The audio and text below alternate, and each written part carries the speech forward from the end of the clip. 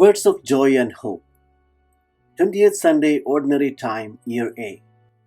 Gospel of Matthew, chapter 15, verses 21 to 28. Commentary of Father Fernando Armellini. A good Sunday to all. To understand today's Gospel passage, it is good to put it in context. Jesus is in Gennesaret, near Capernaum, and receives an unexpected and unpleasant visit. There is a group of scribes and Pharisees who had left Jerusalem for 3 days' journey to reach Gennesaret. They were sent by the central Jewish authority because there is a serious problem with Jesus. What did Jesus do? What is the reproach they blame? Jesus neglects ritual cleanings before meals. This is not a hygienic matter. Hands should be washed well before eating, but this is not the case. Purifications must be made, and all the gestures that must be done are well specified in the Torah. The reason is that the hands can come into contact with an object that has been touched by a pagan, therefore impure. For this reason, before eating, purification should be made. Jesus not only overlooked these purifications, but also taught the disciples to do the same. It is precisely the type of arguments that outrage Jesus because, like the prophets, has always preached the adherence to the heart to the Lord and is not interested in external practices invented by men. In fact, the dispute immediately flares up a lot, and Jesus tells them, "You are hypocrites. You attach so much importance to the traditions that were invented and then neglect the word of God." At that time, immediately give you an example. There is the commandment of God, and behold, orders to hate the father and mother, that district. But if you have self-interest and called out, with your subtle discourse, son of David, my daughter is tormented by a demon, the Lord's precept. Then Jesus turns to the crowd to warn them against this false religiosity. The disciples who are close to Jesus, when they see how frankly the Master speaks, they feel a little ashamed. And when they are alone with him, they say, "Master, look that the Pharisees who came from Jerusalem were scandalized by what you said." Jesus, who is tired of this dispute, interrupts and says, "Leave them. They are blind people and blind guides." Peter has the bad idea of insisting and asks Jesus to explain himself better. And at this point, Jesus can't take it anymore and responds with irritation. "You are so dumb, asunei toi, crazy. Do you not understand that it is not what enters the person that makes him impure, but what comes out of the heart that makes him impure?"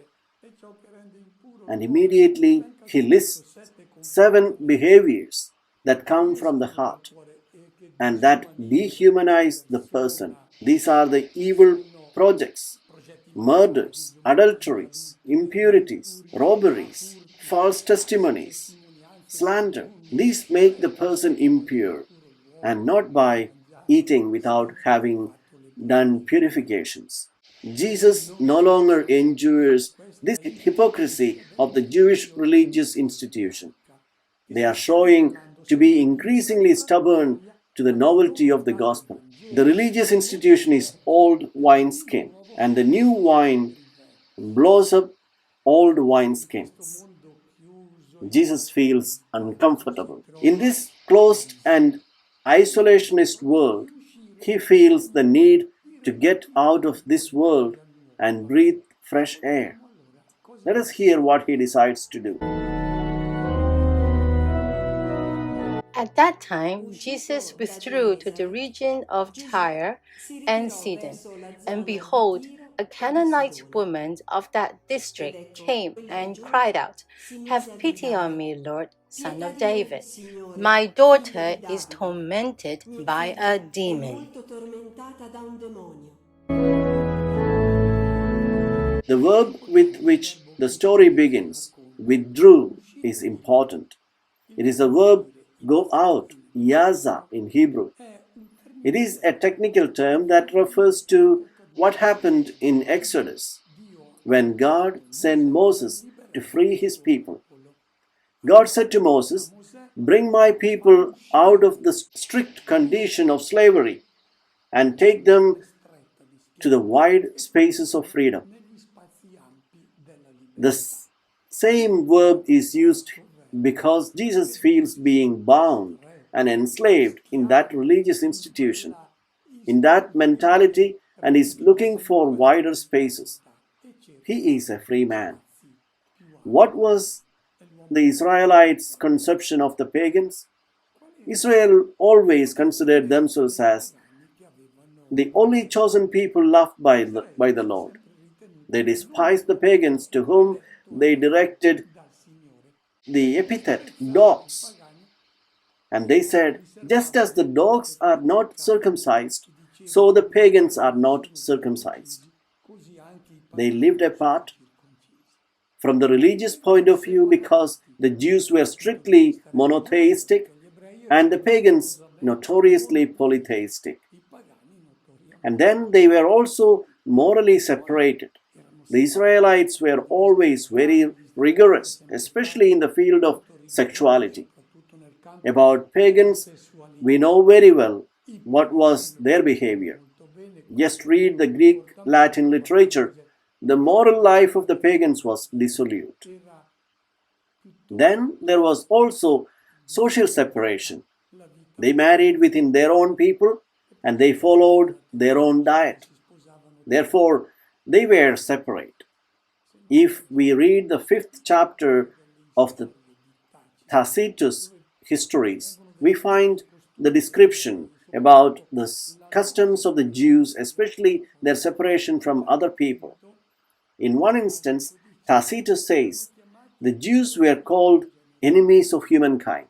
And Juvenal, in his satire, says, if you are looking for a road sign, do not ask a Jew because he will point to you the wrong direction.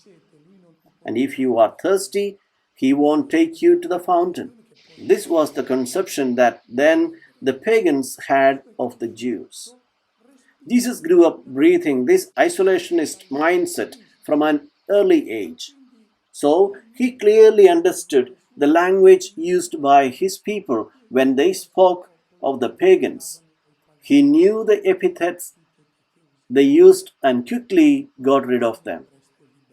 We also remember that at the synagogue in Nazareth, at one point Jesus was expelled precisely because Jesus quoted 2 prophets to justify his choice to carry out works of salvation for semi-pagan people like those of Capernaum.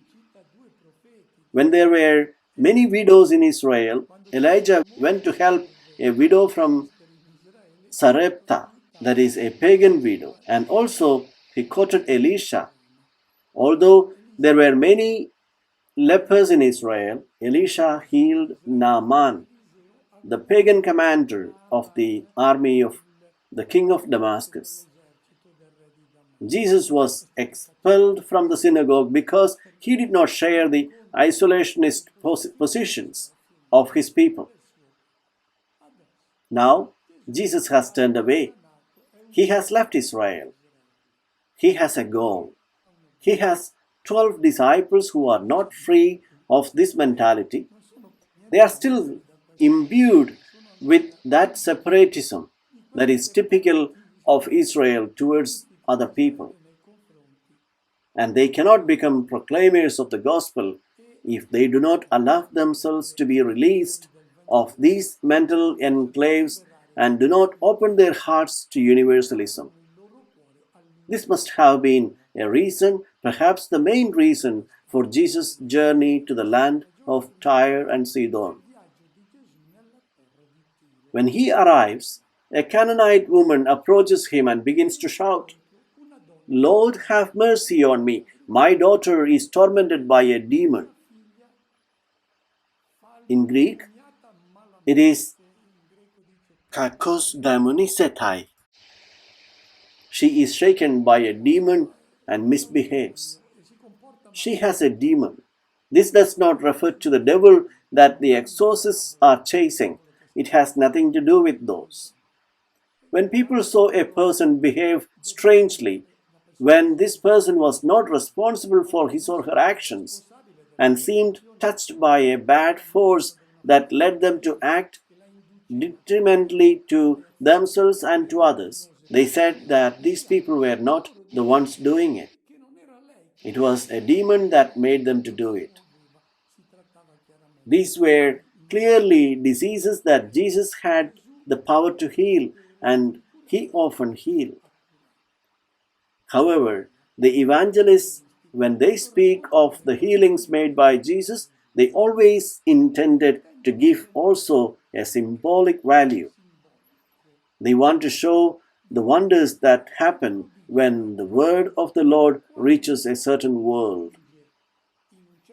Here we have the encounter between Christ and the world that is still possessed by the evil one, the pagan world.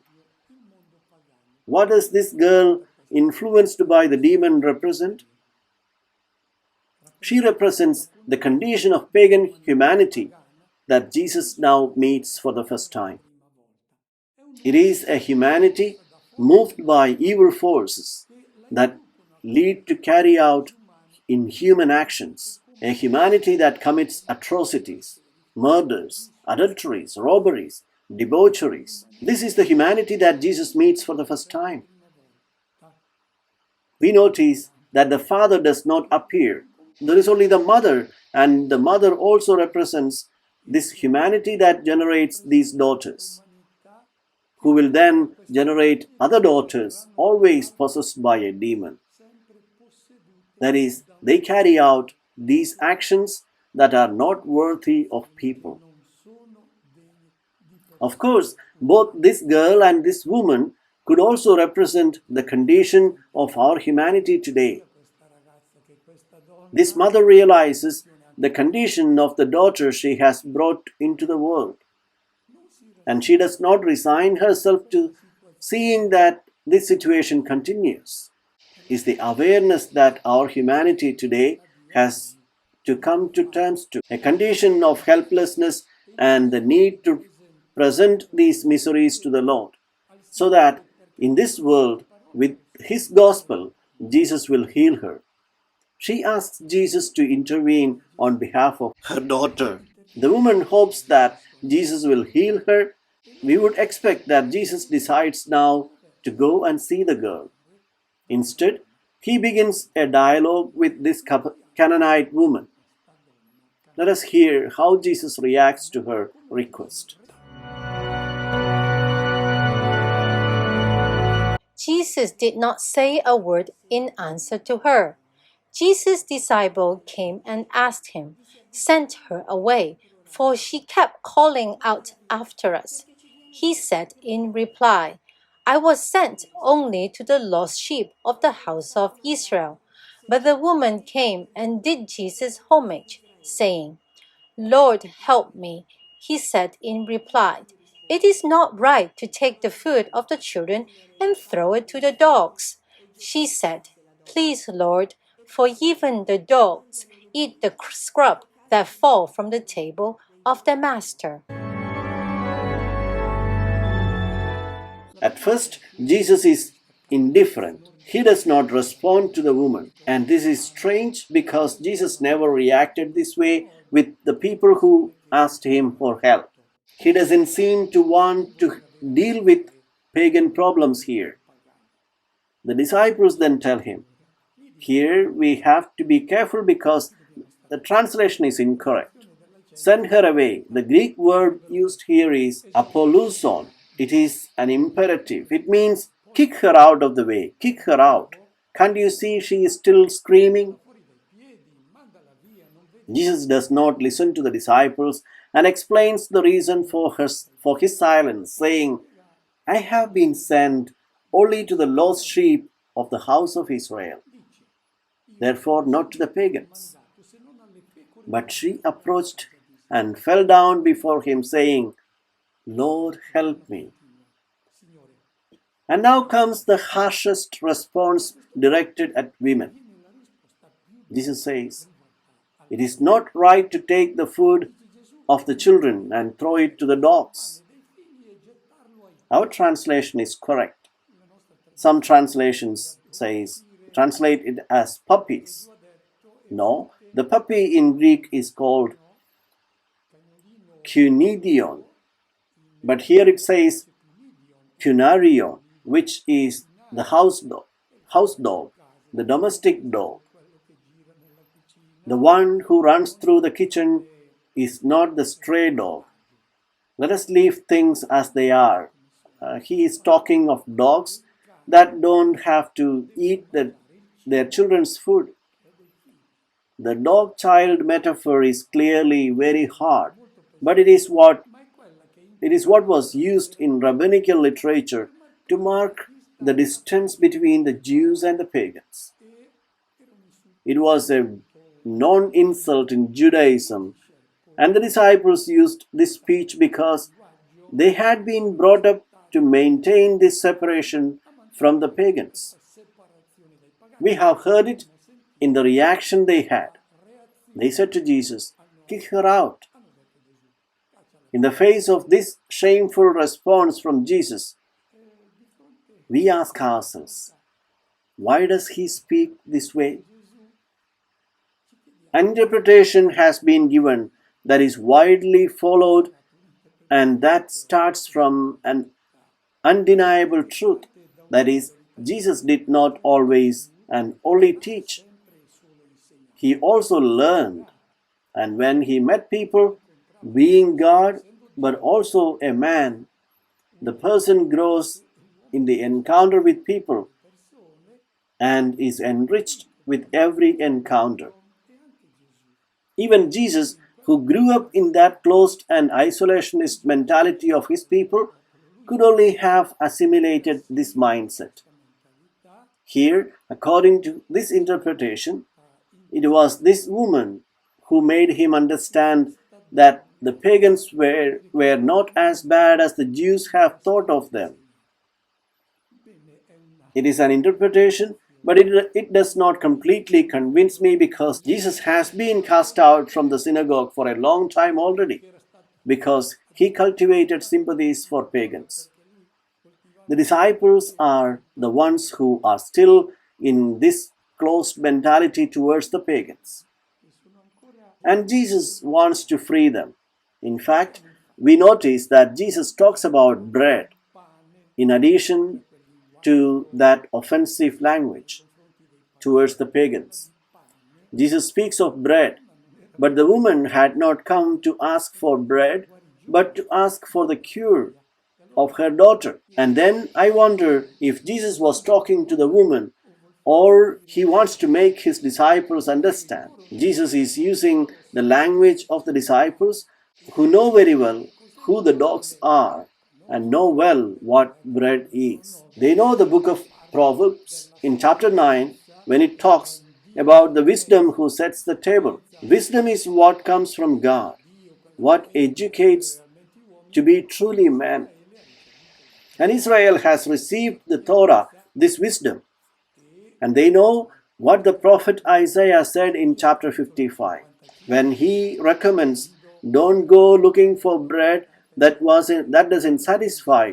You already have the bread that is the word of God, that bread that came down from heaven.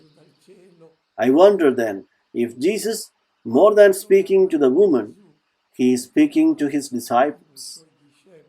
It is they who must be educated in this universalism, which is an indispensable concept for those who want to proclaim the gospel. They had been sent by Jesus, who said, Don't go not to the pagans, but to the lost sheep of the house of Israel. They had not understood the pedagogy of God. Israel had to assimilate that bread well, to understand that it was a bread that satisfies them and would enable them to take this bread also to the pagans. The woman reveals in her response an extraordinary intelligence and a dialectical capacity. She does not know the discourse of the bread that the disciples know, that of wisdom, but she has understood that children have a blessing, and she wants some crumbs also fall on the pagans. So she doesn't respond like maybe we would have responded, resentful of the insult. She accepts the image of the dogs and carries it forward. She says, "Please, Lord, for even the dogs eat the scraps that fall from the table of their masters. And these crumbs for us dogs are enough. But let these crumbs fall. I'm not asking you for bread. A few crumbs of your word, of your gospel are enough to humanize my daughter. Therefore, it does not question that children should be fed first. But the same food must also reach us, the so-called dogs." In the Gospel, two moments are observed in which Jesus is amazed, surprised. The first was in Nazareth when he marvels at the unbelief of his villagers. He did not expect that they were so impenetrable to the novelty of the Gospel. The second time in Capernaum when in front of the centurion he says, "I have never met anyone with such faith in Israel." Here it is not explicitly said that he was surprised by the woman's response, but that the astonishment of Jesus shines through what he says.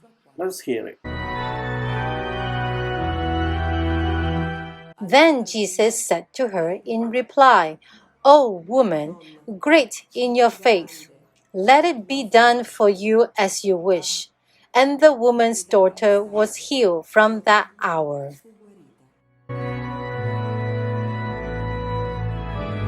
Jesus wanted to remove from the minds and the hearts of his disciples the prejudice that they had towards the pagans. But he did not do it with reasoning, but showed them the great faith of this woman. He turns to the woman and says, "Great is your faith."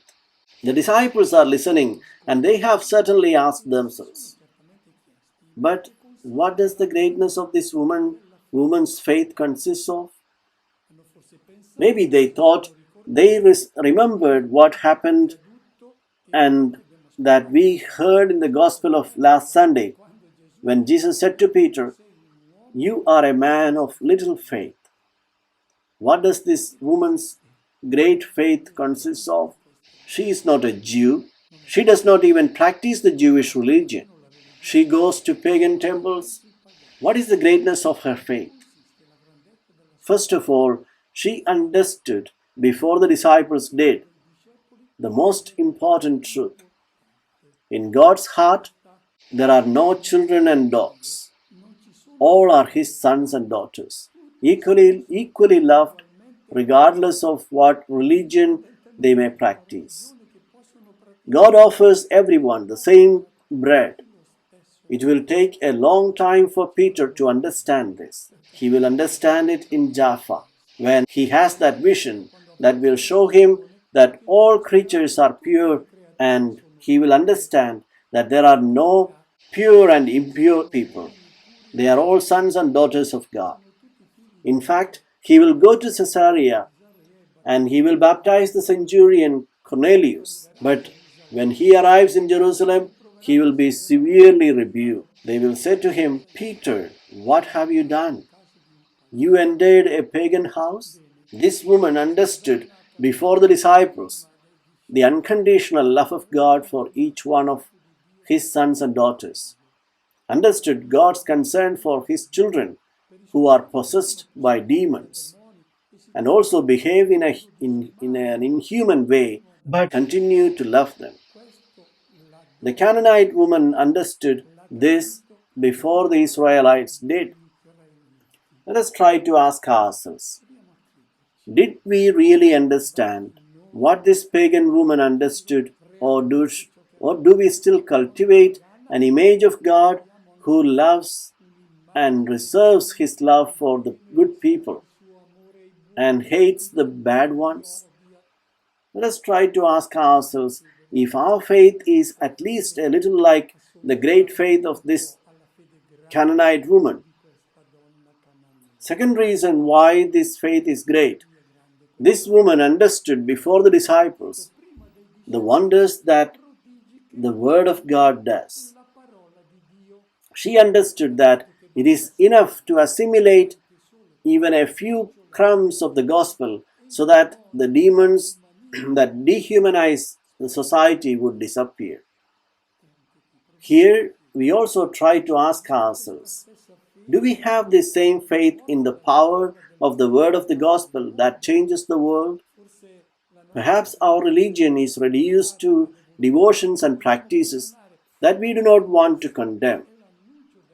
But what matters is the proclamation of the gospel, to distribute this bread in abundance, because where this food arrives, the demons of society disappear.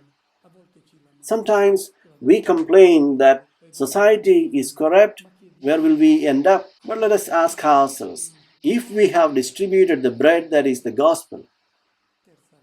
The third reason, the woman understood, always ahead of the disciples, the pedagogy of God that he decided to bring the bread of life through Israel.